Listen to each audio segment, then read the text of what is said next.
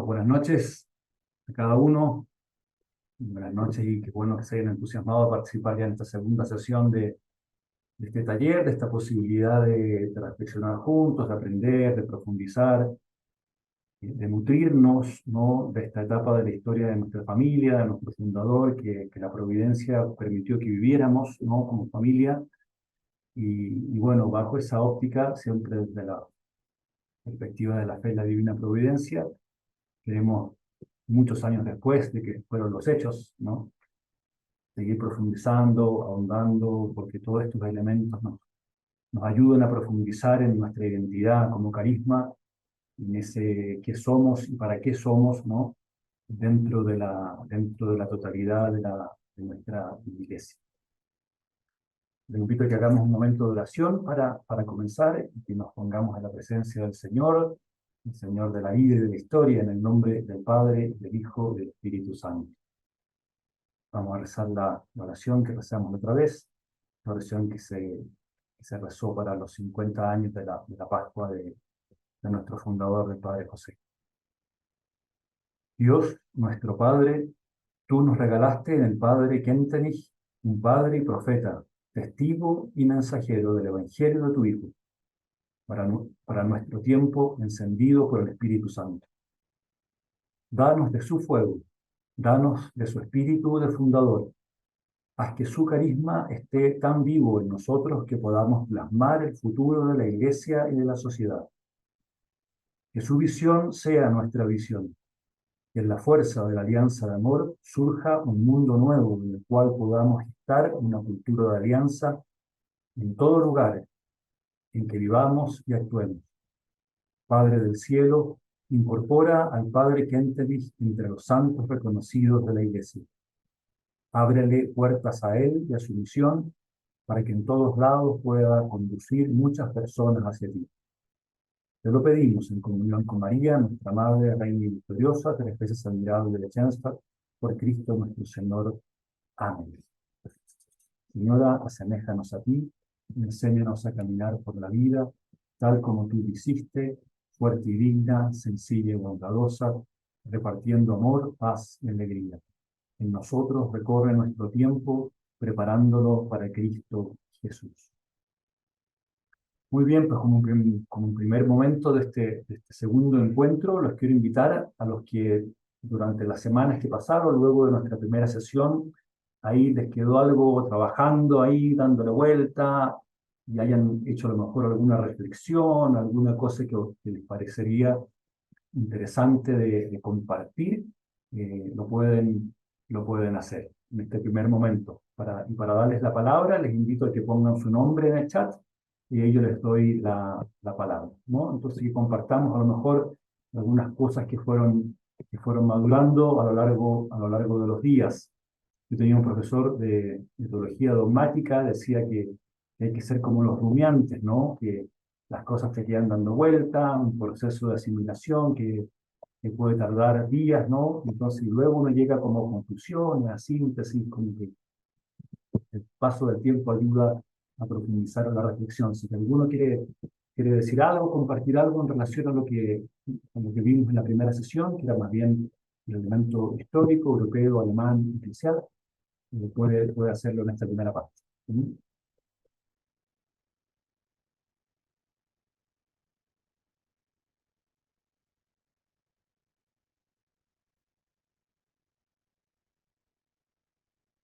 Claudio, adelante. Solo explicitar, padre, estoy leyendo junto con el libro de este curso, estoy leyendo La bailarina de Auschwitz. Eh, eh, por lo tanto, claro, debo reconocer que no era del todo consciente de los tiempos de nuestro movimiento. Y en estos años también, estos años después después de Dachau y a los pocos años viene este segundo balde de agua fría en la vida del padre Kentenich. Por lo tanto, claro, he seguido leyendo ambos libros, claro, y no los había relacionado. Entonces, em, eh, por ejemplo, la bailarina salió muy mal físicamente. Nuestro padre salió sin llagas, salió con 2 kilos menos, salió... Entonces, eso sin duda que da sentido y sobre todo a lo que somos hoy día nosotros, cada uno en su país y en su ciudad, en su contexto. Entonces nosotros también tenemos un desafío.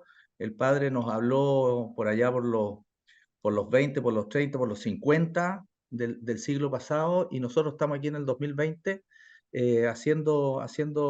tratando de hacer el aporte. Entonces, me gustó esa mirada. Gracias, Eso da. Claudio. Muy recomendable, La bailarina de Auschwitz, un gran libro.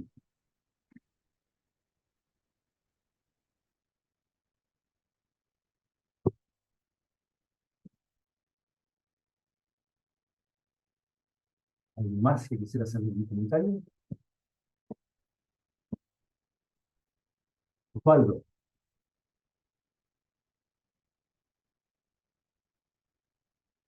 Padre, a mí me dio mucho la atención la densidad histórica con la que se abordó el primer momento de Schoenstatt, la densidad histórica y la situación para comprender todo ese mar que envolvió el padre. Era muy complejo el momento. Uno no lo percibe hoy día porque está muy distante, no percibe las presiones que recibió, ni tampoco se entendía, o yo no entendía muy bien por qué razón el pueblo alemán había elegido a Hitler, pero viendo todo el contexto histórico, viendo la densidad del momento, me imagino que fue muy difícil. También era ser muy difícil ser opositor. Así que es una gran cosa que el padre y otros sacerdotes y otros obispos supusieran a tal presión mediática que tenía Hitler. Eso es lo que más me llamaba de todo la atención. Así que tiene que haber tenido un carácter muy fuerte para poder decir no a Hitler y seguir con la ruta que correspondía. Gracias. Muchas gracias, Osvaldo. Muy bien, pues vamos a comenzar entonces a intercambiar en torno al primer informe del visitador de Sebastián Tronc, el capítulo tercero del libro. Espero que les haya resultado leer y reflexionar.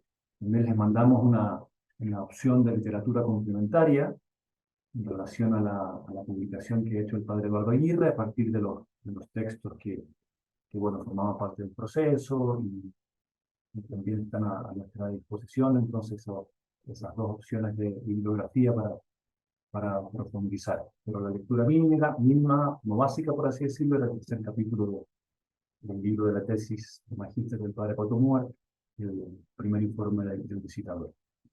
Muy bien, el padre Pato Muar nos va a hacer un acercamiento a este primer informe, un planteamiento, y luego se abre la palabra para poder intercambiar, preguntar, en fin, y eso le da mucha riqueza.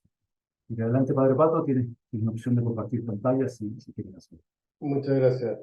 ¿Dónde tengo que poner para compartir pantalla?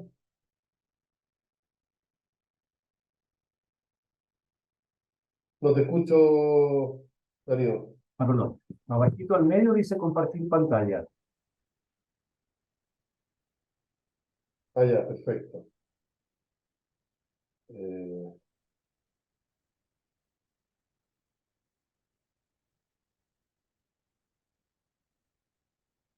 ¿Ven algo o no? Todavía.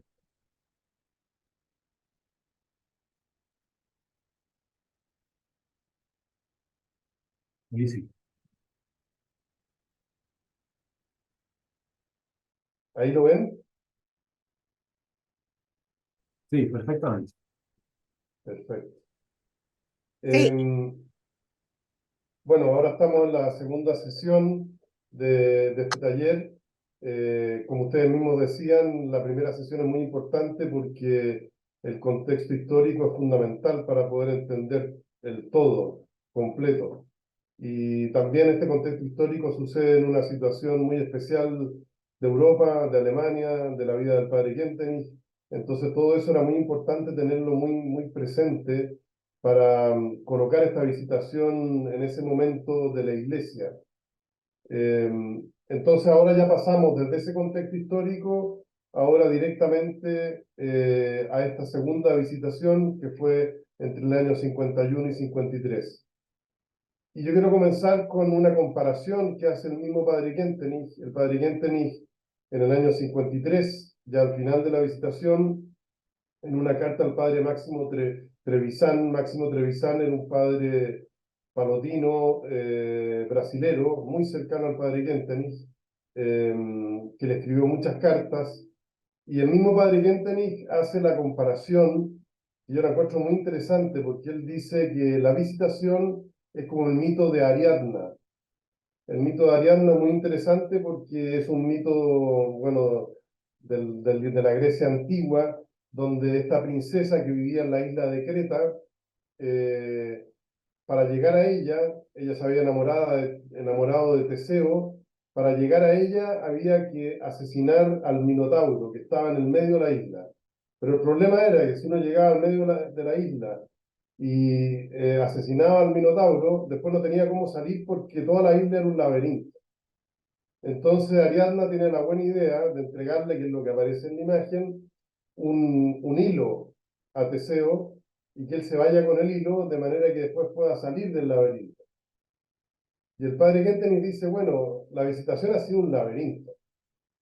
Y eso ustedes se van a dar cuenta, la cantidad de personas que participan, la cantidad de enredos que hay, la cantidad de malos entendidos, la cantidad de cosas que no se comprendieron bien, es impresionante.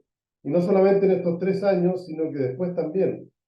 Y yo creo que esta imagen que utiliza el padre Kentenich es una imagen muy certera y muy buena. Es realmente un laberinto. Y si no tenemos un hilo que nos conduzca, nos vamos a perder en este laberinto. Y para la investigación histórica también es un laberinto. No es tan fácil, no es tan simple. Son muchísimos documentos, muchísimas personas y muchísimos malos entendidos que hacen que todo esto sea muy complejo. Así que este mito de Ariadna que utilizó el padre Kentenich, lo utilizó varias veces, no solamente en esta carta al padre Máximo Trevisan. Y aquí yo saqué la idea de las tragedias griegas. Las tragedias griegas tienen 4 elementos fundamentales, que son los héroes ilustres, en primer lugar. Bueno, ahí están las máscaras. Es también interesante ver que el concepto de persona es la palabra que se utilizaba para las máscaras en las tragedias griegas. Es también interesante ese vínculo que se puede hacer. Bueno, una tragedia griega tenía 4 grandes elementos fundamentales. Héroes ilustres, los relatos provienen de mitos o leyendas, son escritos extensos y trata sobre conflictos universales. Y yo, pues, pensando, dije, estos 4 momentos están en la visitación. O sea, la visitación es una tragedia griega, porque el mismo visitador, el padre Trump, varias veces dice que la visitación textualmente fue una magna tragedia. Una magna tragedia. Y en esta visitación hubo héroes ilustres, partiendo, bueno, por los que el padre Kentenich, uno podría decir, pero no solamente él. Hubo varias personas más que estuvieron muy presentes, que padecieron, que ayudaron o que no ayudaron y que son parte de esta tragedia. Los relatos tienen que ver con mitos y leyendas también. O sea, detrás de esto hay mucho mito y mucha leyenda. La forma en que la iglesia actuaba, la forma en que las cosas se decían, los malos entendidos. Después vamos en el 4º informe, hay una historia muy interesante que después la vamos a volver a repetir, que es un malentendido increíble, que resulta que el padre Trump, había una frase que utilizó el padre Kentenich en un escrito, que es una frase en latín que significa mors sola, solo la muerte. Y esa frase, el padre Trump la entendió muy mal, dijo, el padre Kentenich, solo la muerte lo va a hacer cambiar de opinión. Así lo entendió el padre Trump. Y él prohibió esa frase. Y resulta que en el año 52 o 51, ya no me acuerdo, en 20 de enero del 52, un grupo de la juventud femenina de Schoenstatt fue en peregrinación a Roma. Y ellas iban con una bandera que tenía y que decía Mors sola. Pero esto sin saber lo que había exigido Trump y que a Trump no le gustaba. Y estuvieron con el Papa. el Papa Pío XII. Y le pidieron al Papa Pío XII que bendijera la bandera, y por supuesto que él lo hizo, bendijo la bandera. Bueno, y esto lo supo después el padre Trump y ardió Troya con esta historia. Pero bueno, de estas historias hay miles de mitos, leyendas y malos entendidos. Después, tercero, los escritos son extensos. Yo diría que en la Visitación son muy extensos. No solamente extensos, sino que partiendo por la misma epístola Perlonga. La cantidad de cartas y documentos, y estos 4 informes son 200 páginas en latín. O sea, todo es extenso. Y por último, cuarto, se trata de conflictos universales. Y eso fue lo que trató el padre Kentenich, de llevar la discusión a conflictos importantes. Entonces, esta Visitación, que el padre Trump la llamó Magna Tragedia, y si vemos estos elementos de la tragedia griega, yo creo que se vinculan muy bien a lo que sucedió. Quisiera, antes de comenzar con el informe, hablar de Sebastián Tromp. El padre Sebastián Tromp nació en 1889 en Holanda, o sea, era 4 años menor que el padre Kentenich. Es interesante el dato de que su mamá era de origen alemán y su papá era profesor de alemán. O sea, él el alemán, por eso que también se eligió a Trump, porque el alemán sabía perfecto, era como su segundo idioma. Además de que era un experto en idiomas. El padre Trump era un genio de los idiomas. Él era jesuita y fue casi toda su vida profesor en la Universidad Gregoriana en Roma, que es la Universidad de los Jesuitas, una universidad de mucho prestigio, y él era un profesor de mucho prestigio, hay que decirlo. Y junto con ser profesor de la Gregoriana, también desde un comienzo fue consultor del Santo Oficio. Y el Santo Oficio siempre tiene expertos que va consultando sobre distintos temas. Y el padre Trump fue visitador no solamente de Schoenstatt, sino que hizo varias visitaciones. La visitación que yo encuentro interesante que hizo él fue a los seminarios en Holanda, porque en esa época, esto fue después de la visitación de Schoenstatt, fue el año 55, 1955, porque a partir de ese año en Holanda tuvieron la idea de que los seminaristas, algo que hoy día es absolutamente normal, fueran a un psicólogo o a un psiquiatra y que tuvieran una evaluación psiquiátrica. Y eso es interesante, que el Vaticano lo encontró un poco escandaloso, entonces envió al padre Trump para que visitara estos seminarios y viera qué estaba sucediendo. Trump los visitó y también tomó como decisión final que no fueran más al psiquiatra, y la psiquiatra que había en el seminario la expulsó. Era una psiquiatra muy famosa en Holanda. Es interesante que, así como el padre Kentenich fue rehabilitado por Pablo VI, esta psiquiatra holandesa también fue rehabilitada por Pablo VI. Pero es interesante, digamos, el tema. Y después el padre Sebastián Trump tuvo un importante aporte en el Concilio Vaticano II, cuando el Papa Juan XXIII empieza a organizar el Concilio Vaticano II, él constituye una comisión de expertos que preparen un documento preparatorio que sea como la base de las discusiones del concilio. Y en esa comisión estaba el padre Trump. Y el padre Trump tuvo bastante importancia en esa comisión, en la redacción de ese documento que fue la base del concilio. Ahora, y por lo tanto Sebastián Trump participó en el concilio. Ahora, lo que él propuso fue rápidamente desechado y se tomaron otras líneas teológicas. Eso también es importante tenerlo presente, y es precisamente en un tema en que el cardenal Ratzinger, en esa época experto teólogo Joseph Ratzinger, ellos coincidieron en el mismo tema, y al final ganó la postura de Ratzinger y no la de Trump en cuanto al tema de la revelación. Y eso después se vio reflejado en un documento muy extraordinario del Concilio Vaticano II, que es Dei Verbum. Y ahí se tomó toda la línea, que era más la línea del cardenal Ratzinger. Bueno, son datos importantes de la persona del padre Sebastián Trump que nos pueden ayudar también a entender mejor todo esto. Junto con eso, quiero destacar una carta que le escribió el padre Turovsky, que era el superior general del padre Kentenich, al padre Kentenich el 30 de marzo de 1951. Como ustedes saben, el 15 de marzo se nombra a Trump visitador y esta carta es 15 días después. Y en esta carta, el padre Turovsky advierte al padre Kentenich diciéndole: hay que tener cuidado, yo ya hablé con el padre Trump y él tiene muchos prejuicios. Y es interesante que estos prejuicios se van a ir acentuando con el tiempo y fue, diría yo, profético lo que le dijo el padre Turovsky al padre Kentenich. Y no solamente eso, sino que el padre Turovsky hace una comparación interesantísima que él dice: cuidado, porque le puede pasar lo mismo que a Antonio Rosmini. Hace una vinculación con una parte histórica interesante, que es bueno saberlo. Antonio Rosmini fue un sacerdote italiano que vivió entre 1797 y 1855, que después de muerto sus escritos fueron prohibidos por el Papa León XIII.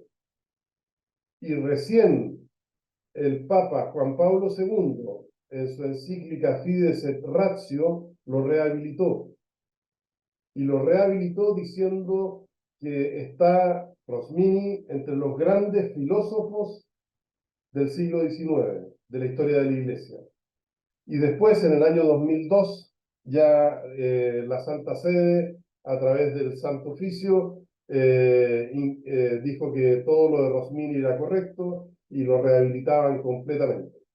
Entonces Turovsky le advierte al padre Kentenich con un dato histórico muy preciso y muy interesante del padre Antonio Rosmini. Esa carta la pueden ver en uno de estos libros que ya se han publicado por la Patris. No quiero hacer publicidad, pero se han publicado por la Patris. Y esa carta está muy interesante, del 30 de marzo de 1951, carta del padre Adalbert Turovsky al padre Kentenich. Primer informe. Yo no voy a hablar de todo el informe porque creo que no es demasiado amplio y lo pueden leer ustedes, sino que yo me quiero concentrar en la parte final del primer informe, donde el padre Trump habla de los defectos que tiene que corregir el movimiento de Schoenstatt y el padre Kentenich. Y estos defectos, que son 13, que nombra el padre Trump, van a ser en el fondo las causas del exilio del padre Kentenich. Ustedes después lo pueden ir viendo en el estudio y en el taller. Aquí está más o menos resumido las causas fundamentales que llevaron a Trump a sacar al padre Kentenich de Schoenstatt, a enviarlo al exilio. Entonces, por eso que me parecen importantes estos defectos a corregir que él nombra. Yo voy a desarrollar solamente algunos, porque otros no me parecen tan interesantes. El primer defecto a corregir es el respeto a la autoridad eclesiástica. El padre Trump, y no solamente el padre Trump, sino que sobre todo el obispo Stein, perciben faltas de respeto y una relación con la iglesia que no es correcta. Y aquí yo quiero sacar algunos ejemplos que me parecen interesantes. Hay una carta del padre Kentenich del 16 de marzo del año 49 que dice lo siguiente: con notoria habilidad, vuestra excelencia, esta carta del padre Kentenich al obispo Stein. Con notoria habilidad, vuestra excelencia, obispo Stein, ha intentado comprender el nuevo organismo, pero no lo logró del todo, no podía lograrlo. Si se hubiera recorrido el camino que propuse, se habría ahorrado mucho dolor en todas partes. La cosecha hubiera sido más abundante y la fecundidad más evidente. Todo el organismo es demasiado novedoso para que se lo entienda rápidamente a fondo. Además, más allá de toda su benevolencia, vuestra excelencia estuvo colmado de una manifiesta desconfianza que no le permitió ver correctamente muchas cosas. Este texto leído hoy día, nos parecería bastante cuerdo, pero en realidad estamos hablando del año 49, antes del concilio. Decirle esto a un obispo no era para nada evidente. Es de una franqueza bastante poco usual y que es bueno tenerla presente para entender que para un obispo, que era autoridad, los obispos en esa época eran realmente mandaban, que le escriban cartas, esto es un ejemplo, de esto se podría sacar varios más del padre Kentenich, que le escriban estas cosas y que le digan, mire, usted en realidad no va a entender esto, y su manifiesta confianza que no le permitió ver correctamente muchas cosas, es para un obispo, yo poniéndome en el caso de él, digamos, con una cierta falta de respeto. Yo no estoy de acuerdo con lo que dice Stein, pero para que ustedes entiendan de qué se trata en este primer defecto a corregir, el respeto a la autoridad eclesiástica. Pero no solamente eso, los defectos, no solamente este caso, sino que la epístola Perlonga fue leída por el obispo Stein como una falta de respeto, y no como un ensayo religioso, científico para una difusión, para una discusión. Porque el padre Kentenich, lo he repetido miles de veces, él quería, con la epístola Perlonga, iniciar una discusión teológica, religiosa, moral, y en el fondo Stein y los otros lo vieron como una falta de respeto. Y aquí es un poco la tesis que yo tengo en el libro sobre el bosque y los árboles. El padre Kentenich ve el bosque, ve el todo, y Stein y Tromp ven los árboles. Y no hay diálogo entre esas dos partes. Me parece la imagen muy bonita también. Todo depende con el foco con que se lea algo. Y evidentemente la epístola Perlonga, si uno no la lee con cierta simpatía, se puede entender mal. Es interesante, no sé si ustedes han fijado que el Papa Benedicto XVI, cuando publicó esos 3 tomos de Jesús de Nazaret, en el primer tomo, la introducción es maravillosa, y en esa introducción él pone y dice, espero que lean con simpatía estos libros, como diciendo, si uno no tiene una cierta predisposición positiva, también se pueden entender mal o estar en desacuerdo. Y esto vale para la epístola Perlonga, o sea, si uno no tiene una cierta simpatía y una cierta predisposición positiva, evidentemente que hay frases muy fuertes y que uno no puede entender de otra forma. Nosotros lo leemos ahora con calma, con tranquilidad, pero la primera lectura que hizo el obispo Stein, evidentemente que él lo vio como una falta de respeto. Y tercer ejemplo que yo quiero sacar sobre esto, es muy interesante, es un ejemplo del año 1954. El padre Kentenich ya estaba en Milwaukee, y el padre Menningen, con un grupo de sacerdotes que después formaron nuestra comunidad, alemanes, hicieron un acto de fidelidad al padre en el santuario original. Y el padre Kentenich, a ese acto de fidelidad, le respondió con una carta que tiene como 200 páginas. Es impresionante. Esa carta habla de todo, es una carta muy interesante. La carta se llama la Carta del 20 de agosto. Ojalá que algún día se pueda traducir al castellano, porque habla mucho también de la visitación, habla de todos los temas, muy bien, está muy bien redactada la carta. Y ahí, él, al final de la carta, repite las 6 tesis de Karl Rahner, que él había escrito antes del año 54, sobre la relación con la Iglesia, y él avalando lo que dice Karl Rahner. Y estas 6 tesis son bien interesantes, entonces ahí uno entiende también que al padre Kentenich se le vea como una persona que no... Bueno, son adelantados estas personas. Hoy día, leyendo estas 6 tesis, uno dice, evidente que sí. Bueno, en esa época no. Primera tesis, la Iglesia hoy no puede aparecer como un estado absolutista. Si uno lo lleva al hoy, cuando hablamos de los sinodales, impresionante el cambio, desde el año 54 hasta hoy día, es impresionante. O sea, la Iglesia hoy, año 54, no puede aparecer como un estado absolutista. Segunda tesis, en tiempos de cambio, donde hay preguntas fundamentales que requieren respuestas que solo se logran con el tiempo y la madurez. Se necesita paciencia. Es interesante eso también, o sea, Y es verdad, o sea, son preguntas tan fundamentales que no es llegar y responder, sino que se necesita tiempo y madurez, y eso es lo que pedía el padre Kentenich. Tercera tesis, una iglesia que escucha, evidentemente, pero en esa época no era lo primero, y no es lo que sintió el padre Kentenich también. Cuarta tesis, considerar al pueblo de Dios en sus deseos, sueños y pensamientos, que es un poco la tesis, diría hoy día, actual del Papa Francisco. O sea, el pueblo de Dios también tiene algo que decir.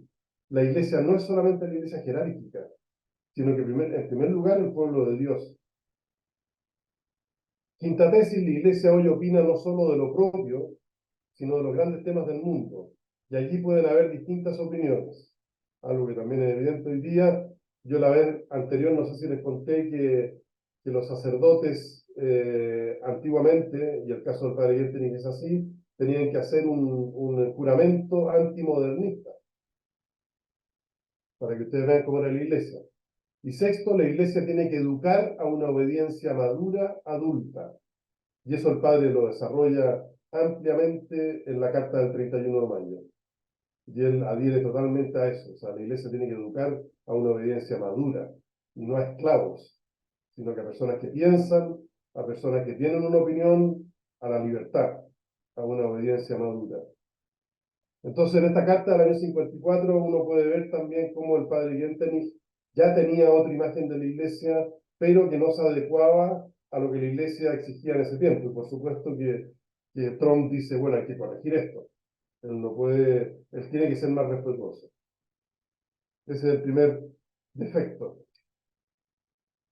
Después hay dos defectos que él le exige corregir, que se rehabilita a la hermana Palota y que se rehabilite también a la hermana Ana.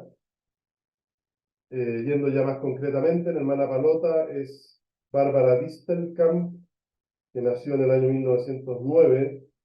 El padre Kentenich, en el año 64, tiene una frase bastante fuerte que dice: al comienzo de toda la visitación se encuentra la hermana Palota. Ella se cree que fue de las primeras hermanas que hablaron en Treveris, que hablaron mal del padre Kentenich en Treveris antes de la visitación del obispo Stein, y por eso tuvo mucha importancia la hermana Palota. El problema de la hermana Palota tiene que ver con el poder, especialmente, porque el padre Kentenich, ella era la asesora nacional de las señoras, pero eso era un puesto importante, porque en Alemania en esa época estamos hablando de miles de señoras.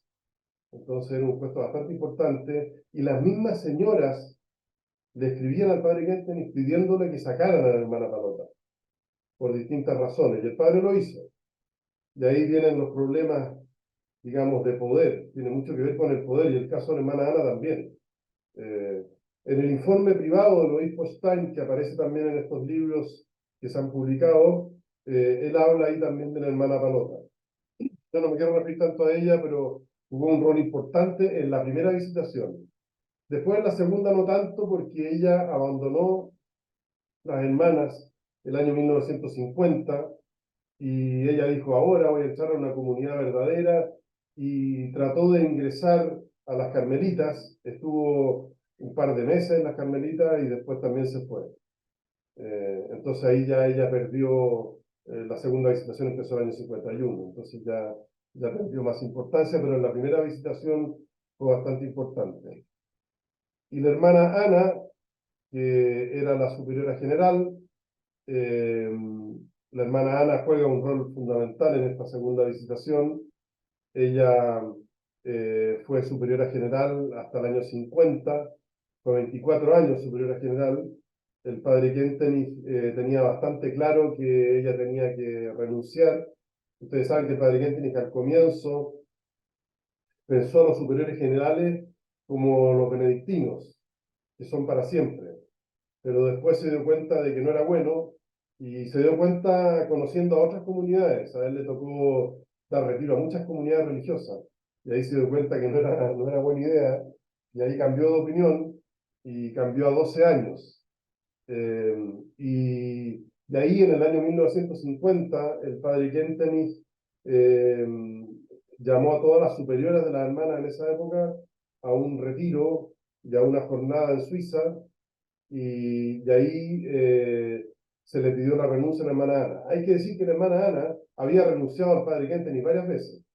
O sea, hay varias cartas de la hermana Ana, eso está bastante documentado, donde ella dice: yo no soy la persona indicada, yo debería renunciar, etc. O sea, no es algo nuevo. Y ahí el padre Kentenich dice: bueno, ahora sí, ella renuncia, ella escribe una carta de renuncia, pero el obispo Stein y después Trump dice que no, que la obligaron a renunciar y que ella no quería renunciar.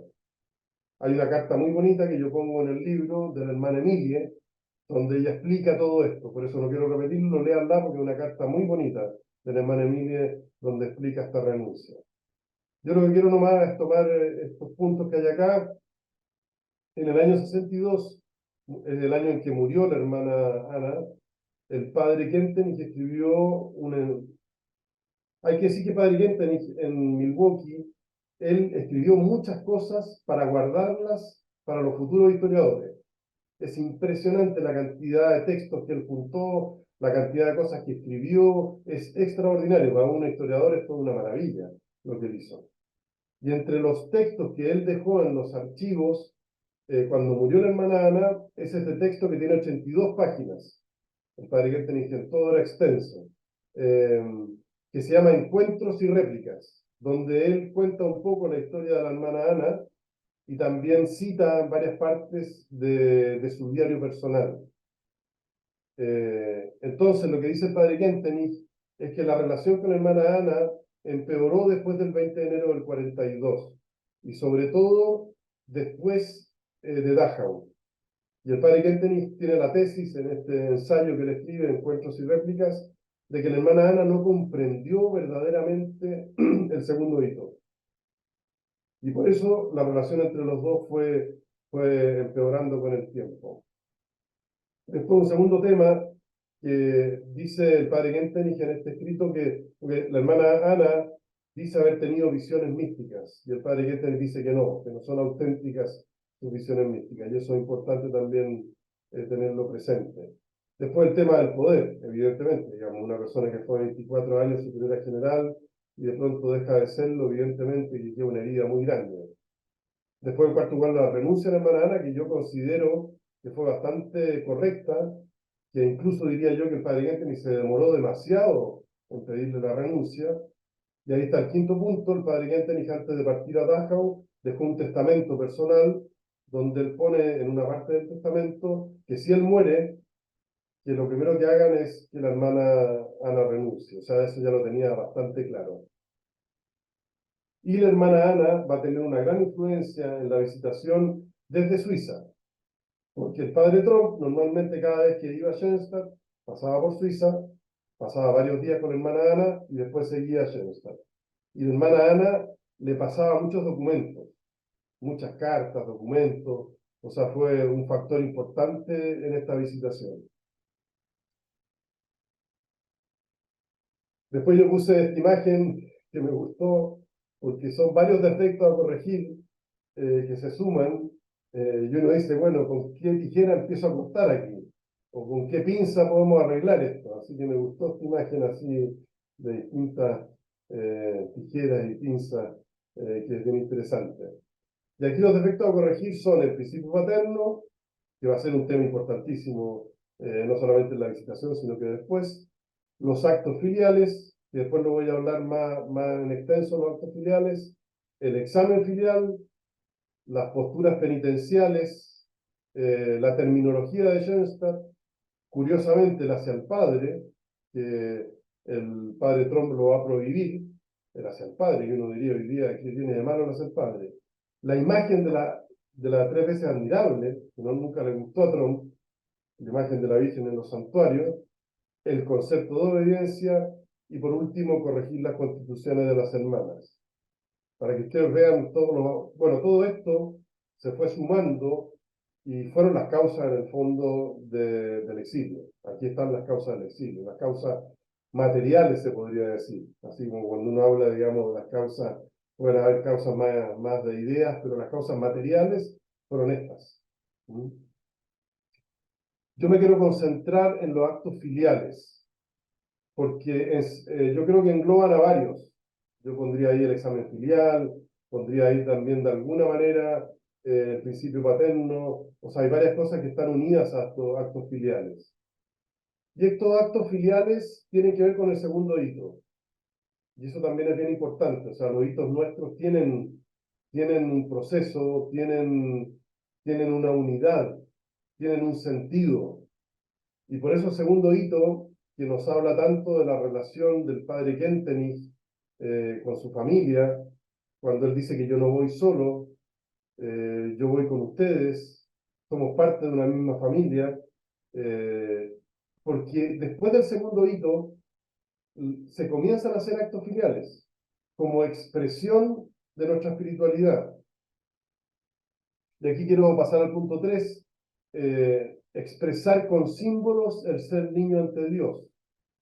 En nuestra espiritualidad esto es fundamental. Entonces, tanto los padres como las hermanas, grupos de parotinos, frauen, empiezan a desarrollar actos filiales que expresen este ser niño ante Dios.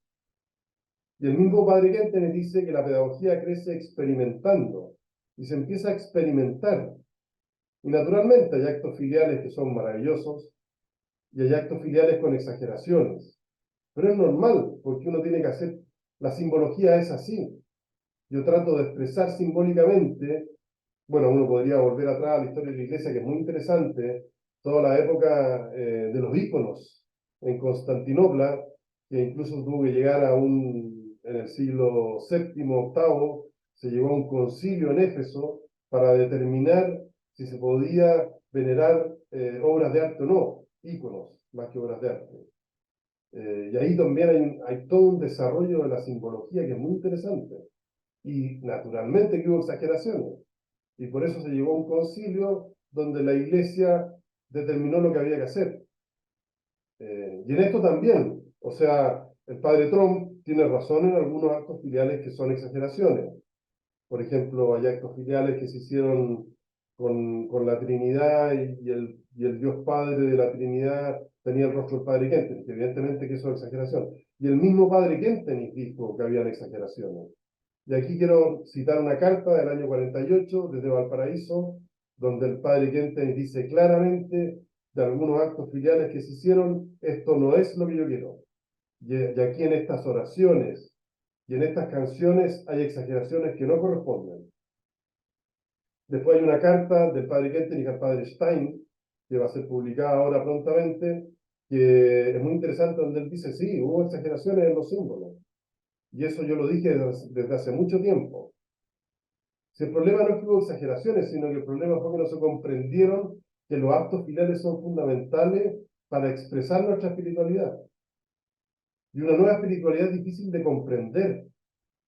Y aquí va también el lenguaje, cuando dice el padre Trump, ahí dice que hay que cambiar el lenguaje, y hay que cambiar algunas expresiones, que en esa época eran raras, pero hoy día no lo son. Y se utilizaron, y bien que se utilicen. Cuando se decía, el padre Kentenich decía que Schoenstatt era una obra predilecta de Dios. Bueno, ellos lo entendieron mal, digamos. Pero evidentemente que es una obra predilecta de Dios. Todos somos una obra predilecta de Dios. Y no solamente Schoenstatt. Todos somos una obra predilecta de Dios. Pero también se puede aplicar a Schoenstatt. Ahora, en el punto 6 y 7, yo lo pongo como desafíos para el futuro. La necesidad de la paternidad hoy, cómo expresarlo en símbolos. Creo yo que tenemos que hacer una buena teología de los símbolos y las causas segundas. Creo que sería súper interesante hacer todo un estudio de las canciones que se han desarrollado en el último tiempo en Schoenstatt. Es sumamente interesante. La creatividad que ha habido en las canciones es bien impresionante en Schoenstatt. Y creo yo que las letras, todo eso sería interesante verlo bajo esta perspectiva. Bueno, los actos filiales es uno de los temas más fundamentales, diría yo, de toda la visitación, ya como contenido, como contenido formal, digamos, como ideas fundamentales. O sea, los actos filiales fue, yo creo, la causa principal en el fondo. Y dentro de eso, como les decía, el examen filial, las posturas, el lenguaje, los símbolos, esto no se comprendió. Y era difícil comprenderlo porque si uno lo mira también desde hoy, cuando una persona no ha estado en Schoenstatt y ha vivido todo esto, es muy difícil explicarlo. La gente cuando nos ve, claro que ve cosas para ellos raras, digamos, porque hay que vivirlas. Es muy difícil entenderlas si uno no las ha vivido. Y por eso que esta visitación requería de más tiempo y requería de más personas. Yo creo que era imposible que una sola persona pudiera comprender todo esto. Era como exigirle demasiado al padre Trump. Bueno, hay algo que es fundamental en estos actos filiales, que el padre Getting lo vuelve a repetir miles de veces, que todo esto se entiende solamente si uno se siente amado por Dios. O sea, todos estos actos filiales, evidentemente que no tienen sentido si uno no se siente amado por Dios. Y aquí está la clave. Y esto también lo dice el padre Kentenich. O sea, evidentemente que hacer uno de estos actos filiales, por ejemplo, el examen filial, con esas preguntas que tiene, si uno no lo hace sintiéndose amado por Dios, evidentemente que puede entenderse muy mal. Y creo que esto es bien fundamental. Aquí está la clave. O sea, aquí está el fundamento, el sentirse amado por Dios. Ahora yo pongo también como gran desafío para nosotros nuestra espiritualidad en el contexto actual de la Iglesia, de los abusos y de la sociedad. Un desafío enorme para todos nosotros ya pasando al tiempo actual. Bueno, esos son los defectos a corregir. Como les digo, son 13 defectos. Yo lo he querido sintetizar en el respeto y la obediencia a la Iglesia, como lo entendía el padre Kentenich, y en los actos filiales como uno de los temas fundamentales de la visitación y como uno de los temas fundamentales también del exilio. Ahora, al final de este informe, de este primer informe, quería yo solamente nombrar que al final el padre Trump hace una semblanza del padre Kentenich. Hay que decir que este informe se escribió después de estos 4 encuentros que tuvo el padre Kentenich con el padre Trump. O sea, ya se conocían. Y aquí el padre Trump hace una semblanza de él, lo positivo, dice, un hombre genial, apostólico, intachable moralmente. Importante el intachable moralmente, eso va a ser bien importante. Lo negativo, es interesante para Trump, dice formación teológica mediocre, ideas fijas, métodos del nacionalsocialismo. Creo que es uno de los reproches más injustos que le hace Trump al padre Kentenich. O sea, una persona que estuvo en el campo de concentración, decir que tuvo métodos, y eso lo repite varias veces, por eso lo quiero nombrar, lo repite varias veces, lo compara con Hitler, lo compara con Mussolini, creo que es sumamente injusto. Y no solamente injusto, sino que bastante, diría yo, falta de respeto. Y después pone que es un demagogo fanático. Y creo que también es bastante injusto. Bueno, estas son opiniones que él tiene, digamos, que después, diría yo, se van a ir acentuando, ¿eh? O sea, esta semblanza que hace el padre Kentenich y después va a pasar a otro nivel, después lo vamos a ver en el último informe, donde incluso Trump dice que quizá el padre Kentenich no era normal, y que después de Dachau quedó con una teja corrida, digamos, y que por eso muchas de las actuaciones de él se comprenden desde ahí. Quiero terminar con un tema que quiero que nos acompañe durante todas estas sesiones, que yo creo que tenemos que construir juntos un nuevo relato del tercer hito, que parte de los relatos anteriores, pero ir pensando en eso, cómo podemos, con todo lo que hemos leído, con todo lo que hemos estudiado, qué nuevo podemos ir construyendo en este relato, que yo creo que tiene que ser juntos. Aquí no hay ningún iluminado que tenga un relato perfecto, sino que lo tenemos que hacer todos juntos. Y ahora yo quería tomar estas dos fotos, esta y esta, que son muy interesantes porque estas fotos son de una fotógrafa japonesa que se dedicó a sacar fotos en las peores batallas de la Primera Guerra Mundial. Cómo era en el momento después de la batalla y cómo es ahora. Estas dos fotos son en el mismo lugar. Y creo que son muy elocuentes. ¿Ah? Uno dice, después de una gran batalla, se puede construir algo bonito. Entonces, esta segunda foto, si uno no viera la primera, uno diría esto es idílico, es maravilloso. Y fue en Somme, que fue una de las peores batallas al final de la Primera Guerra Mundial, donde murieron miles y miles de personas. Algo realmente impresionante. Y yo saqué esa foto nomás bueno, esta fotógrafa que no es tan brutal, pero el campo quedó destruido absolutamente, con una cantidad de muertos increíble, y hoy es eso. Es bien impresionante. Entonces, es como el cántico al terruño, digamos. Yo veo que después de todas estas batallas que hubo durante todo este tiempo de la visitación y posterior a la visitación, nosotros podemos construir algo hermoso. La iglesia construye algo hermoso, un paisaje hermoso. O sea, y eso tenemos que construirlo nosotros hoy día. Este nuevo paisaje, este nuevo relato, esta nueva forma de entender todo, pero con mayor información, con una buena memoria histórica. Y con eso quiero yo terminar. Cómo tiene que ser nuestro trabajo pensando en el futuro. Y cito al padre Kentenich. También muy interesante, carta de enero del 49.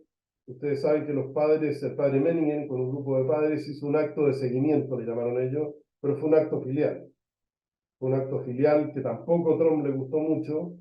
Y a ese acto filial el padre Kentenich le responde con una carta larguísima también, pero muy bonita. Y en esta carta él dice esto: así se explica nuestra posición en el mundo y en la Iglesia y nuestra creciente polémica con ambos.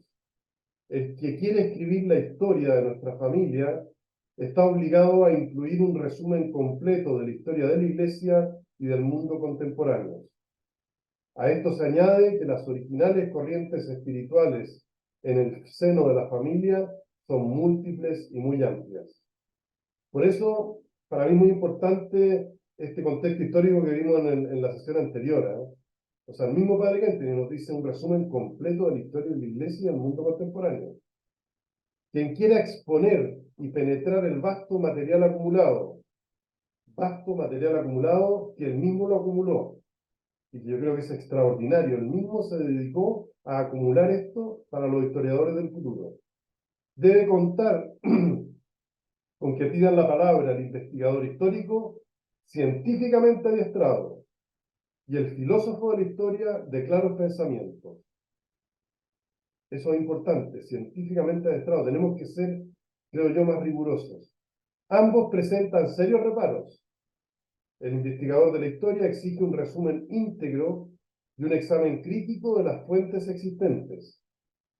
Y el filósofo de la historia hace notar que solo se puede preguntar razonablemente por las ideas conductoras y fuerzas propulsoras de una época histórica cuando se ha cobrado la suficiente distancia en el tiempo. Esta distancia no existe, diciendo el año 49.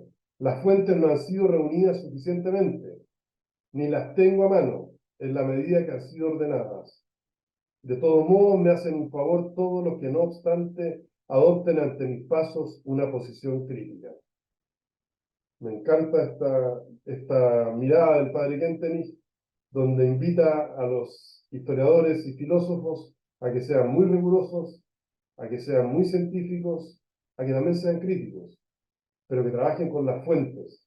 Y en el fondo nos pasa la pelota a nosotros porque dice que en ese momento no existe esa suficiente distancia. Yo creo que hoy tenemos esa distancia. Y ese es el gran desafío que tenemos para ir construyendo este nuevo relato. Termino con esta foto que me encantó, porque son estos paraguas que están como en el aire, en un día de sol, y para mí son como las preguntas, los desafíos y las esperanzas que tenemos por delante. Son como paraguas que tenemos que tomar y bajarlos a la tierra, y cada uno de nosotros es uno de ellos. y cada uno de nosotros puede ser un gran aporte en este nuevo relato, en estas nuevas preguntas, en estos nuevos desafíos y en estas nuevas esperanzas. Bueno, eso es lo que yo tenía preparado para este segundo encuentro, que de alguna manera quiere resumir o sintetizar el primer informe del padre Trump, y que es como un comienzo de esta segunda visitación. Perfecto. Dejo de compartir Muchas pantalla. gracias, padre Pato.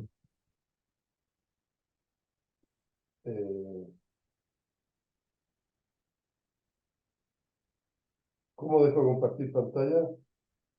Abajito ahí, ¿Dónde? abajito el compartir pantalla.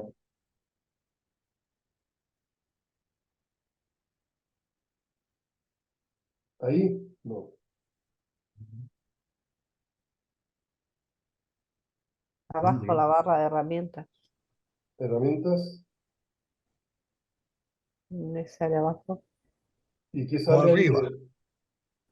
¿Ya? Y ahí...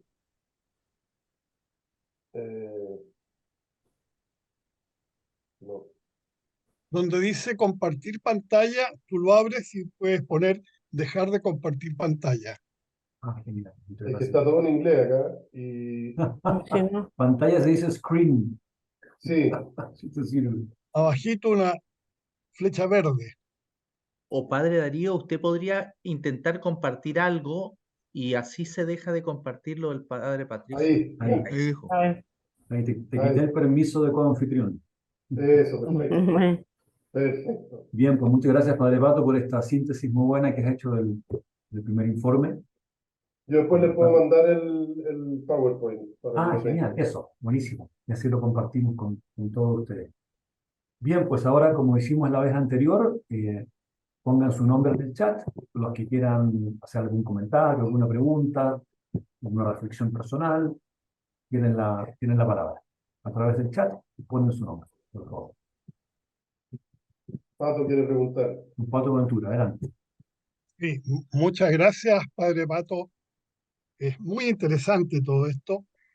Quería hacer un comentario general y después hacerte unas preguntas más específicas sobre la hermana Ana y la hermana Palota. En la parte general, yo he leído por segunda vez el informe y estoy tratando de entender un poco esto que tú decías del bosque y el árbol, cómo abordó Trump el tema de Schoenstatt. Porque si uno lee lo que él escribió, fue bastante mateo. Vio la historia, vio el 18 de octubre, vio el 20 de enero, vio el 31 de mayo, se leyó un montón de cosas y vio la estructura, vio las distintas comunidades. Y yo empecé a hacer una especie de paralelo a la forma como él se aproxima a Schoenstatt, a lo que es Schoenstatt y su historia, con la aproximación que me he metido bastante que él hizo hacia el concepto de iglesia en el Concilio Vaticano II. Y en el Concilio Vaticano II, básicamente, Trump presentó, porque fue el gran elaborador de la primera borrador de la Constitución de la Iglesia, una iglesia básicamente jurídica, muy vertical, en que el derecho canónico, lo que había que hacer, lo que no había que hacer, etcétera, etcétera. Y este borrador fue el único que fue rechazado globalmente y se dijo, no, la iglesia es otra cosa, la iglesia es el pueblo de Dios, la iglesia es la vida que Jesucristo vino a traer, digamos, de la buena nueva. Yo, en Schoenstatt, yo creo que él hizo algo parecido. Para él, el 18 de octubre era una fecha, el 20 de enero era otra fecha. Era, por decirlo así, un listado de hechos, pero nunca abordó lo que para nosotros es lo central y lo que el padre siempre insistió. Lo nuestro no es primero una organización, es la irrupción de lo divino que partió el 18 de octubre. Esta es una irrupción de vida sobrenatural en la vida natural. Y eso, mi impresión, lo que yo voy viendo es que el padre Trump, él pasó esto, dijo, no, si el 18 de octubre a lo mejor se podría entender como fue una aplicación de lo de Palotti. una cosa casi como de escritorio. ¿Eh? Entonces, yo creo que allí hay algo que a mí me ayudó a entender un poco, porque uno lee lo de Trump y es muy detallado, bastante Mateo, en cuanto a citar documentos, hechos, etc. La interpretación no llega ahí a lo que es el centro. Eso como un comentario general que quería compartirle. Y después tengo un tema sobre lo de la hermana Ana, que si me permiten yo quiero leer lo que él dice sobre la hermana Ana. Dice, era venerada por las hermanas comunes porque podía relatar muy bien lo que estaban haciendo las hermanas en Europa. ¿Mm? Sin embargo, dice, vivía una doble vida, una real y otra en su imaginación. Sufre quizás un poco de esquizofrenia como su hermano, quien tuvo que renunciar al sacerdocio a causa de epilepsia. De ahí su total incapacidad para gobernar, lo que hoy decide, mañana lo revoca. Esto no solo se puso de manifiesto en Schoenstatt, sino también en sus visitas a África y Sudamérica, y en todas partes genera confusión. Me llama mucho la atención de que Eso lo esto dice que lo Trump, ¿no? escribe Perdón. Eso lo dice realmente, Trump. ¿cómo? ¿Eso quién lo dice? Eso lo dice, eso lo dice, está escrito. Trump. Lo estoy leyendo la cita del informe. ¿No? Entonces, y Padre, después que él se haya apoyado tanto en la hermana Ana, me llama mucho la atención. Y respecto a la hermana Palota, él habla mucho de las acusaciones de la hermana Palota, pero también tiene una cantidad bastante, yo diría, lúcido en decir los problemas que tenía la hermana Palota, en la relación, digamos, esto que tenía tendencia, ¿no es cierto?, hacia las amistades particulares con otras hermanas y muchas cosas que hay que decir que el padre Kentenich fue siempre muy delicado en este tipo de cosas. Pero el padre Trump dice que finalmente, ¿a quién le vamos a creer? Y me dio un poco, y de repente él debe haber estado bien enredado con todo esto, porque en una parte dice, abiertamente admito que en este laberinto femenino no es fácil hallar una salida.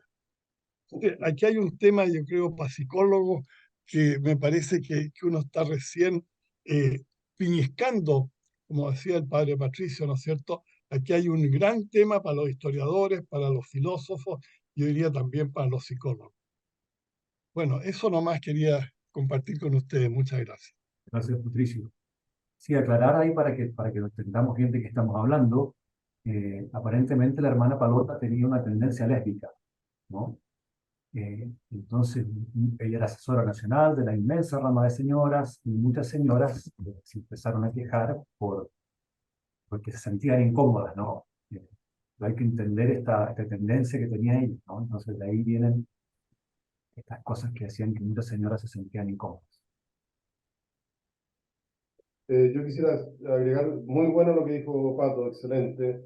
Estoy totalmente de acuerdo con lo de Trump, pero yo agregaría, porque yo me dediqué no tanto a lo que él, es interesante lo que decías tú de la visión de iglesia que él presentó en el concilio.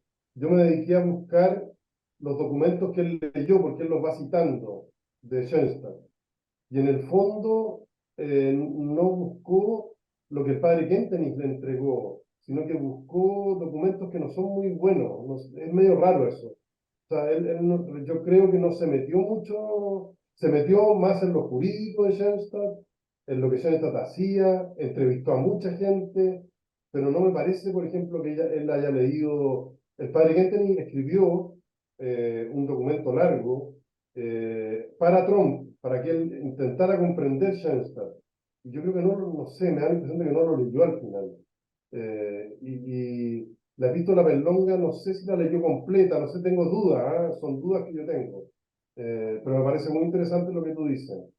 Y yo creo que con respecto a la hermana Ana, para mí es un misterio. La hermana Ana es un misterio increíble, porque por un lado está eso que tú citas, pero por otro lado también Trump varias veces dice que era una mujer encantadora, una mujer muy culta, una mujer muy interesante para conversar con ella. O sea, tenía algo especial ella porque se lo ganó a Trump.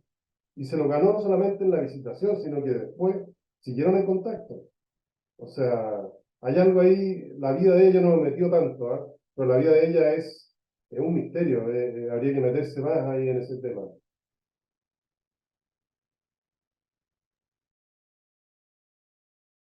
Más que hacer algún comentario, alguna pregunta.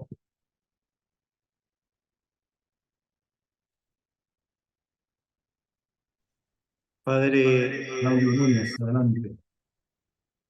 Don Pablo abrió micrófono. Ah, ok, Pablo, adelante. sí, es que puse una pregunta en el chat, a ver si el padre podría responderla.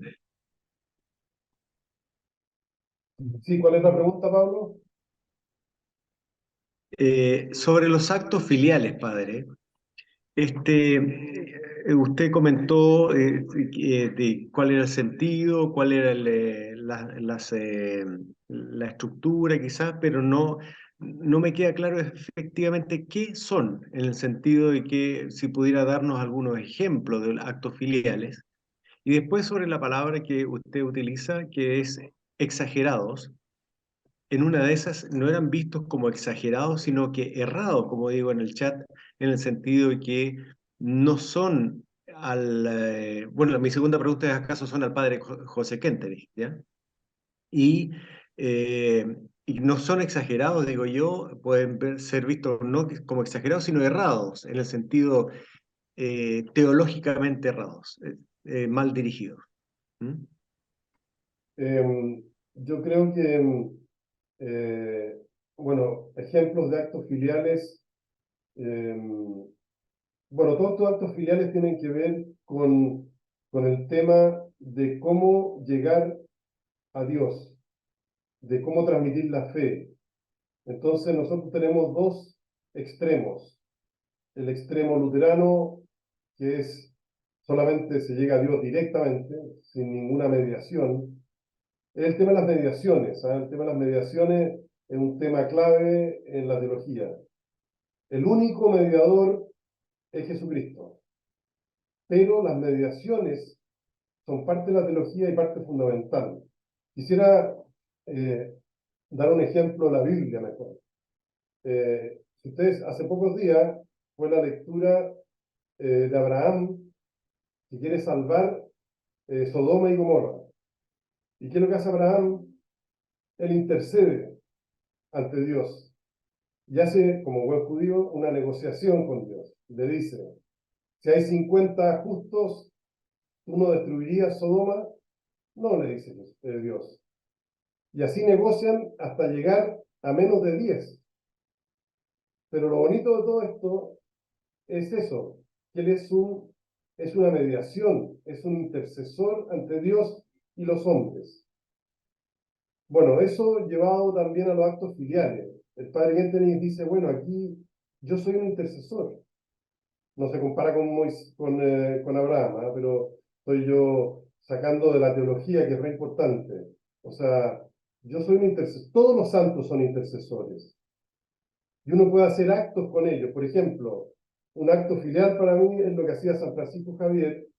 San Francisco Javier, cada vez que recibía una carta de San Ignacio, la leía de rodillas, porque San Ignacio era su superior, y él le debía obediencia a su superior. Ese es un acto filial, que uno diría ridículo, digamos. Pero bueno, es un acto filial, es una forma de llegar a Dios. Bueno, y los padres y las hermanas desarrollaron actos muy parecidos a eso. El de los padres era un acto en el santuario donde ellos reconocían que el padre Kentenich era la cabeza del movimiento y que para llegar a Jesucristo era a través de él. Y ellos hicieron un acto concreto en el santuario, donde decían en la oración, porque el acto era sobre todo la oración que ellos escribieron, quién era la cabeza supratemporal, que se utilizó después en esa época como expresión. Claro, eso Trump lo miró pésimo, supratemporal. Aquí, ¿quién es supratemporal? Entonces, pero esta oración fue escrita por el padre Menninger, que sí era un buen teólogo. O sea, es una cosa que está bien desarrollada. Ahora, hubo actos filiales que no tuvieron esa limpieza teológica quizá, pero que yo creo que tampoco la tuvo San Francisco Javier, quizá, o no la tuvo Abraham, digamos, un intercesor. Yo creo que en eso uno puede hacer muchas exageraciones, que hay que ir probándolas, experimentando, y después la iglesia dice, mire, no, señor. ¿Qué fue lo que pasó? Es interesante que la iglesia prohibió durante mucho tiempo acá en Latinoamérica, y en Europa también, se hacían imágenes de la Trinidad donde las tres caras eran iguales. Hay muchas, muy bonitas, de Cusqueña y de Quito, son muy, muy bonitas. Y la iglesia dijo no, porque se puede entender mal.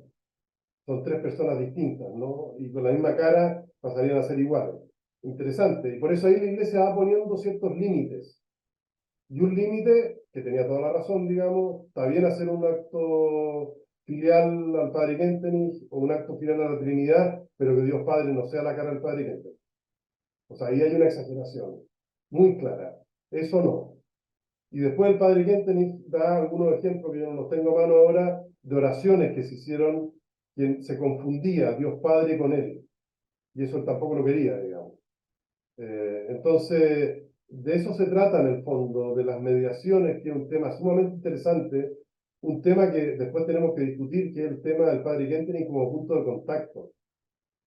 Y eso tiene que ver con Abraham.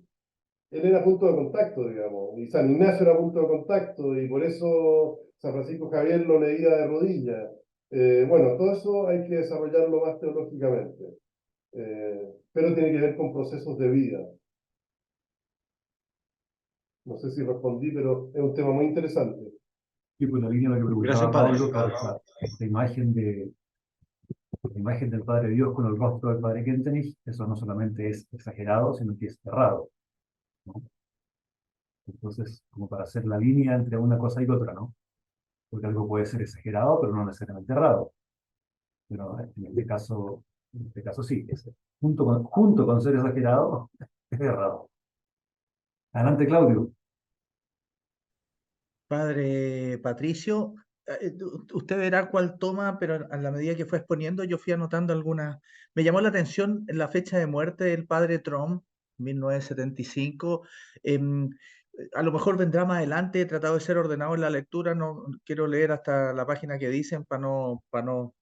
Em, el padre Trump, que vivió más años que el padre Quinten, habrá cambiado de opinión, habrá matizado su opinión, no solo después de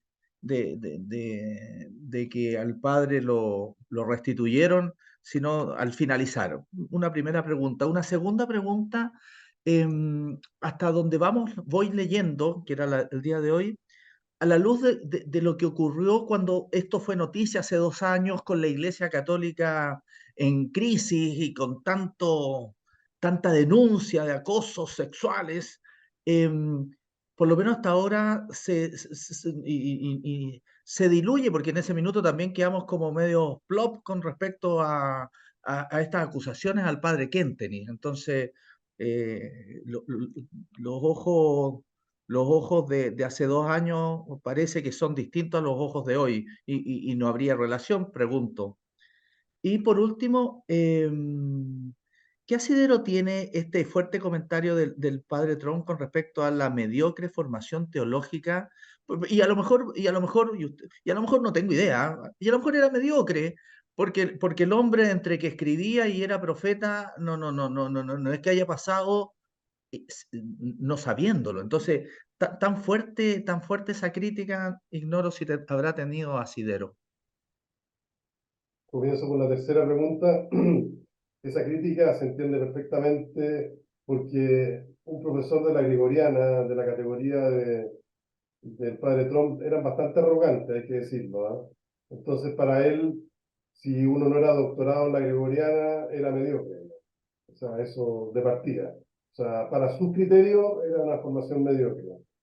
Es verdad que el padre Kentenich tuvo una formación normal, o sea, normal de esa época, pero él, claro, no hizo ningún post-estudio. Ahora, el mismo Trump reconoce que era genial y que era muy inteligente y que tenía ideas muy interesantes, eso también lo reconoce.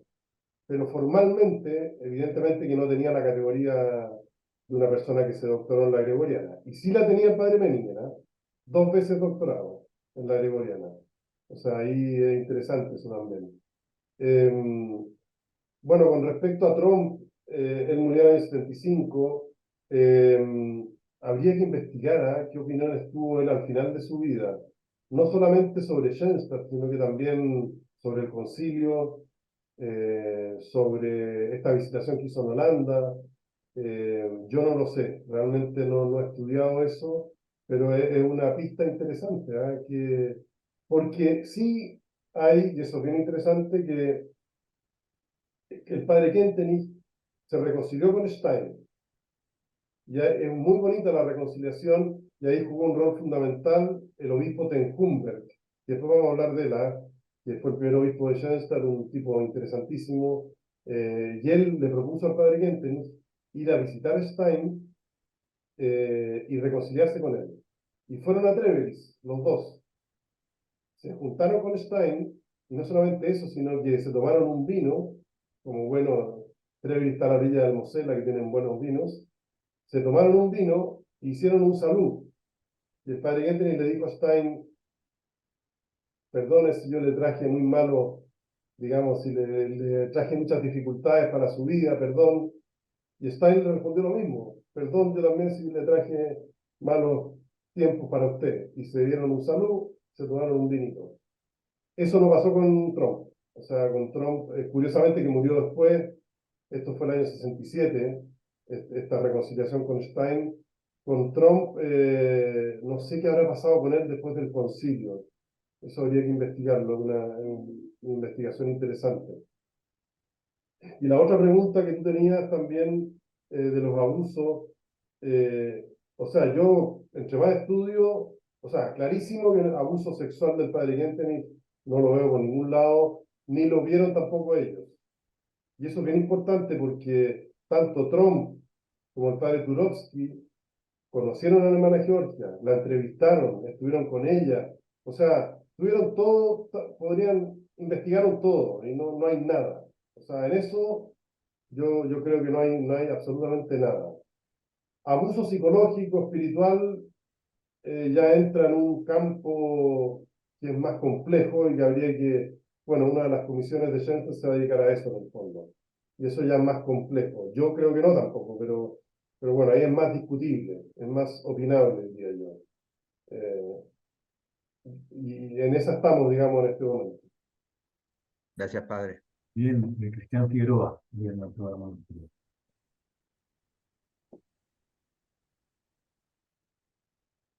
Ahí está. Bueno, muy buenas noches.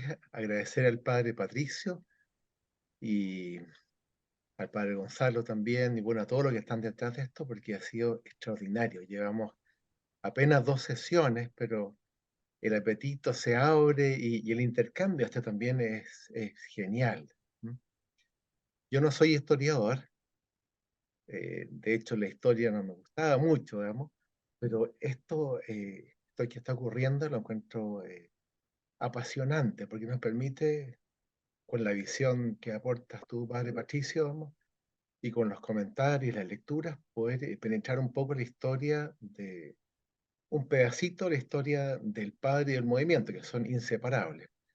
Yo tengo una consulta y un comentario. En cuanto a la consulta, en alguna parte, no sé si esta de lectura o de las lecturas anteriores, mencionas tu padre que esta es una tragedia con muchos heridos. Y yo imagino que sí, hay muchos heridos, pero los primeros que uno ve son la hermana Ana, la hermana Palota, el mismo padre fundador, por cierto, tal vez en primer lugar, ¿cierto? Y uno podrá pensar, bueno, el padre Menningen, muchas hermanas, pero entonces ahí, imagino yo, hay heridos muy graves, heridos medianos y lastimados. Entonces, entre los lastimados también podemos estar nosotros, ¿no? Incluso, pero no sé si tu padre puede decir cuáles son los críticos. Esa es mi consulta. Y un comentario es que decías tú en la sesión anterior que para acercarse a la historia es bueno que uno se haga una pregunta. Y la tesis que planteas encuentro genial, ¿no? Y dice, bueno, y que cada uno decía a cada uno de nosotros, cuando lean los textos y a través de taller, háganse una pregunta, traten de formular qué quieren, qué quieren responder. Y quería compartir mi pregunta. Y mi pregunta es, porque espero con ayuda de todos ustedes poder resolverla. El padre fundador es una persona genial, absolutamente genial. Yo estoy convencido de ello. Y como todos ustedes, seguramente. Y el padre fundó, o no fundó, digamos, en algún momento fue instrumento de Dios, así como San José escuchó y logró interpretar un querer de Dios, y se fundó el movimiento el 18 de octubre de 1914, y el padre murió el 68. Y a lo largo de la vida, yo pienso en por ejemplo, en la biografía del padre, escrita por el padre Hernán Alessandri, fue creciendo, fue como ocurre con las personas, vamos cambiando, vamos madurando. Vamos cambiando, algunos maduran, otros menos, pero el padre fue creciendo hacia ser un padre. Era un sacerdote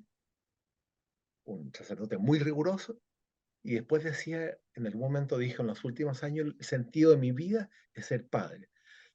Si el padre fundador hizo ese camino, ¿cómo no logró ver los árboles? Porque ver los árboles significa, entiendo yo, es no solo ver la maravilla de Schoenstatt en el contexto de la iglesia o como nuevo carisma, sino que era lograr ver la situación de personas concretas. La hermana Ana, que estaba en un drama, eh, y tal vez muchas otras personas, incluso el padre Trump, ¿ah?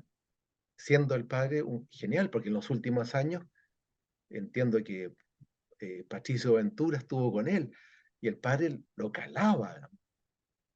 ¿Por qué no pudo el padre entender al padre Trump, o lo entendió, o por qué no podía ver? No, perdió vistas a los árboles. Esa es mi pregunta. Es muy bueno lo que dice Cristian de hacerse preguntas porque así uno lee los textos de otra forma. En cuanto a los heridos, yo quiero nombrar a uno nomás, pero que yo lo encuentro extraordinario, que es el padre Turovsky. El padre Turovsky, un tipo realmente, un padre polaco, digamos, que fue superior general de los palotinos, y que se puso, digamos, como misión defender al padre Kentenich. Y él se fue dando cuenta que esa defensa iba a ser terrible, porque le iba a costar todo a él. O sea, lo normal es que lo religieran por 6 años más de superior general de los palotinos, y no solamente no lo nombraron, sino que lo sacaron. O sea, él, por defender al padre Kentenich, terminó en la sombra absolutamente. Y también quedó muy mal físicamente. O sea, fue una persona que después estuvo muy enferma, además con mala suerte, porque lo nombraron obispo de Częstochowa, el gran santuario en Polonia, y los comunistas no lo dejaron entrar a Polonia, por lo tanto nunca pudo ejercer como obispo. Los palotinos lo dejaron absolutamente perdido porque él se la jugó por el padre Kentenich. Él fue un herido enorme, y que nunca, hasta el final de su vida, él murió en el año 59, siguió defendiendo al padre Kentenich. Y estaba convencido que el padre Kentenich tenía la razón. Y se la jugó con el Papa, se la jugó por todos lados. O sea, uno de los grandes heridos en esto fue el padre Turovsky, y creo que en Schoenstatt lo conocemos poco, y tendríamos que ponerle alguna estatua por ahí cerca de algún santuario, porque realmente fue un gran defensor. Del... Bien, Patricio Ventura parece que seguía, ¿no? Oye, muchas gracias. Para los que sean Mateos, creo que la persona que más sabe del padre Trump es la Alexandra von Teufenbach. Ella es la curadora del diario de Trump, y además escribió un libro que está en alemán. Yo, yo lo bajé en Kindle, pero la verdad que porque era muy caro, digamos, eran no sé cuánto, como $200, súper caro. Entonces, yo creo que ella debe saber toda la evolución que tuvo Trump. Ella sigue siendo una gran defensora de la posición de Trump en el concilio. La otra cosa que yo creo que se lo plantea al padre Patricio, yo no sé si se puede tener acceso hoy día a las actas del Santo Oficio hasta el periodo del 58, que fue cuando murió Pío XII, y porque no tenemos, o sea, hemos tenido acceso a los archivos, a los informes de Trump, pero yo no sé si se pueden tener acceso a las actas del Santo Oficio. Y la otra cosa, aprovechando que hay hermanas marianas, yo creo que las hermanas deben tener muchas cosas. Estas hermanas que estaban enojadas con el padre, que lo atacaron, que lo acusaron, ellas renunciaron y deben haber hecho una carta de renuncia en un periodo importante, a lo mejor en forma más tranquila, y probablemente uno sabría, digamos, qué es lo que pensaron en ese momento para tratar de ser, digamos, históricamente correcto.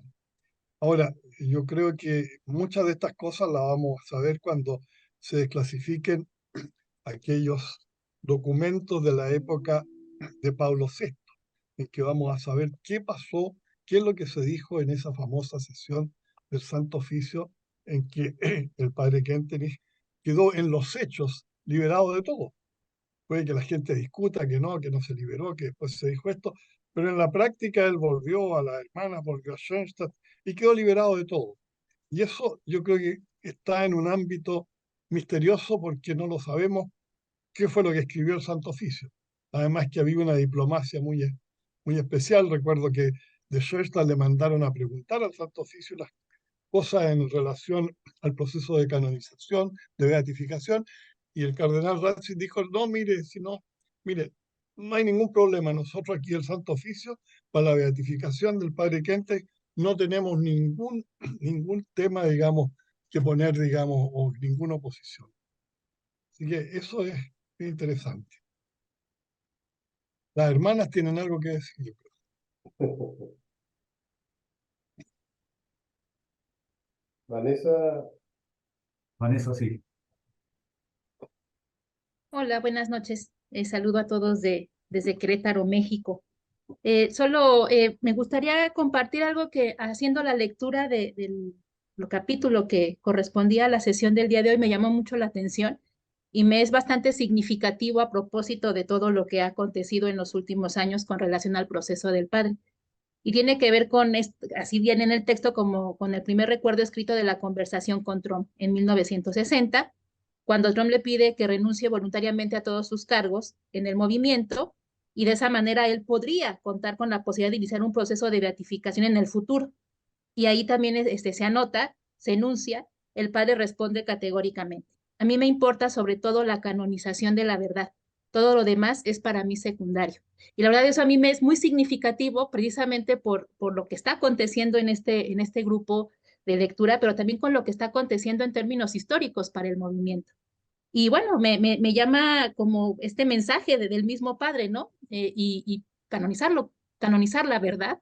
Y bueno, pues me entusiasma mucho el poder leer estos textos, el poder mirar árboles, pero también poder mirar un bosque, ¿no? Creo que esa analogía que se utiliza me parece sumamente interesante para uno mismo, ¿no? Que quizá de pronto podría estar solamente mirando árboles. Y creo que todo este proceso de pronto, en un primer momento, despertó eso, ¿no? Pero cuando uno empieza a hacer estas lecturas y empieza a leer estos mensajes, estas enunciaciones del Padre, permite empezar a ver el bosque para poder entender a los árboles, ¿no? Entonces, pues, solo quería compartir eso que a propósito de lo que ahora estaban platicando, bueno, pues me despierta, me entusiasma y veo así como esos pequeños mensajes, ¿no? Que de pronto para mí el padre pone en los textos que vamos leyendo. Gracias. Muchas gracias, Vanessa. Osvaldo también había levantado la mano en algún momento, ¿no? Sí, padre, lo que pasa es que no, me llama mucho la atención respecto a qué es lo que nos podría decir el padre Patricio Moore sobre las posiciones penitenciales. Trump las prohibió, pero no sé si después se siguieron haciendo ocultamente o no, porque como el ejemplo de las niñas que viajaron a Roma con la bandera de Moore sola, entonces a mí me llama la atención esa situación. Yo no sé si en algún momento siguieron haciendo, no sé si ahora se hacen, porque me llama muchísimo la atención. Después más adelante el padre las describe. No sé si eso es lo que corresponde hablar en este capítulo o no, pero lo dejo sí, pendiente. las posturas penitenciales era algo bastante común en las comunidades religiosas, que especialmente cuando uno cometía algún error, hacía un acto penitencial frente a la comunidad, que era arrodillarse o inclinar la cabeza ya está postrarse. O sea, eso es parte de la tradición de la iglesia. Lo que el padre cambió no era eso, sino que lo que cambió él es que la tradición de la iglesia era que uno lo hacía públicamente ante la comunidad. Y el padre dijo, no, a mí no me gusta eso, hacerlo, pero privado con el sacerdote o con la superiora.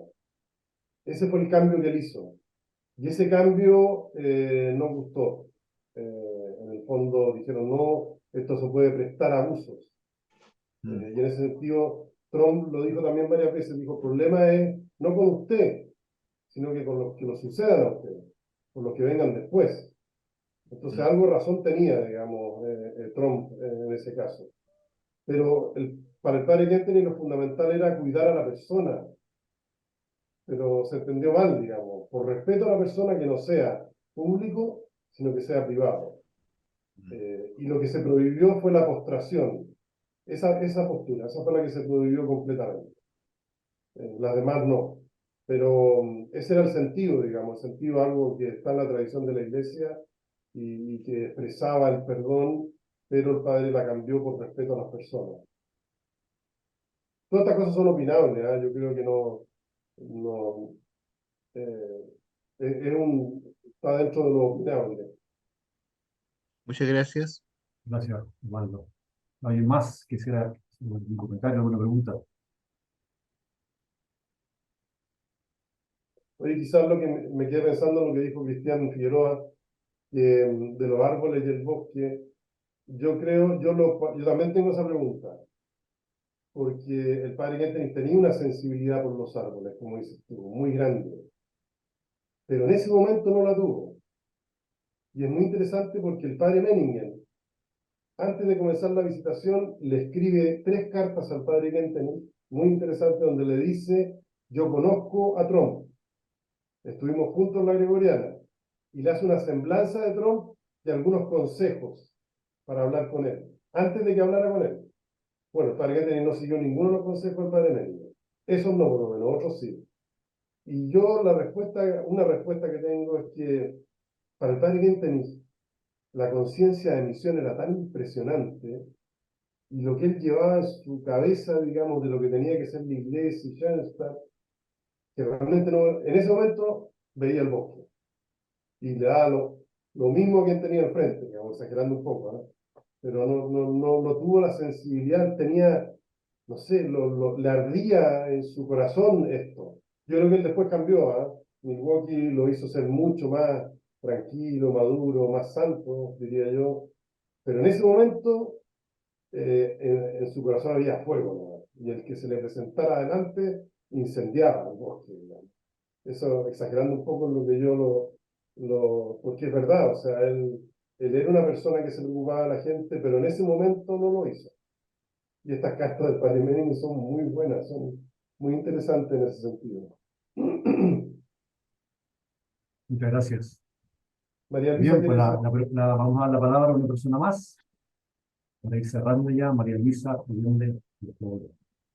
Yo solamente quería decir que mientras más leo, siento que el padre Trump venía, bueno, con prejuicios, era un visitador del Santo Oficio, ¿ya? Y él, en el fondo, viene a que Schoenstatt sea realmente parte de la iglesia y no se arranque y no salga con muchas cosas que no corresponden a la iglesia.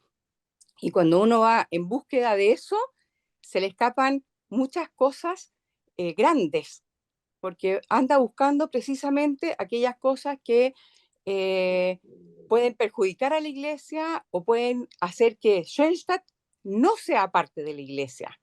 Entonces, en muchas de las críticas o en mucha de la búsqueda de él, está enfocado en eso. Y más que en ver que la espiritualidad, en ver todo lo demás, es buscar aquellas cosas, esas cosas. Eso nomás. Muchas gracias, María Luisa. Muy bueno. Bien, pues muchas gracias por su participación en esta segunda sesión. Al comienzo habíamos dicho que las sesiones iban a durar 1 hora y cuarto. No lo hemos conseguido, ni en la primera ni en la segunda. Pero bueno, hemos tenido espacio para compartir, intercambiar. Y aclarar, yo no soy el padre Gonzalo Illanes, yo soy el padre Darío. Lo que pasa es que como estamos usando es cristianos.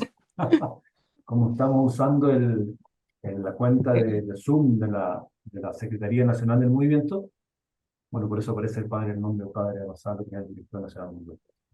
Somos muy amigos, ¿sí? Ningún drama. Bien, pues hagamos una oración final para consagrarnos a la Madre, para darle las gracias por esta oportunidad que nos está sirviendo a todos, digamos, a mí muchísimo en primer lugar. Y digámosle que nos siga bendiciendo, acompañando. Oh Señora mía, oh Madre mía, Madre yo me mía, ofrezco todo a ti, y en prueba de mi filial afecto, te consagro en este día mis ojos, mis oídos, mi lengua, mi corazón.